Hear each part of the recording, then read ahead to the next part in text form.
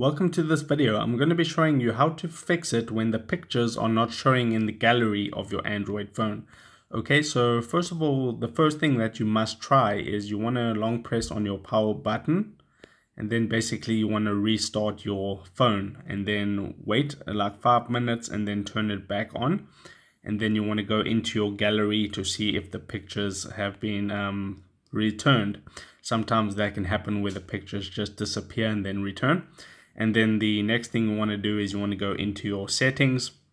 Then you want to find the option that says apps. So here it is right there. Tap on apps.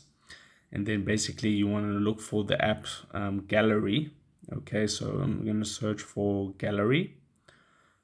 So here it is right over here. Tap on gallery and then you want to go to storage. And then you basically want to clear the cache and you want to clear the storage of your gallery right there. Then you can open it up again to see if the pictures have returned. Then if you're using Google Photos, you can tap on Photos right here, and then you can do the same process of going to storage, clearing the cache and clearing the data.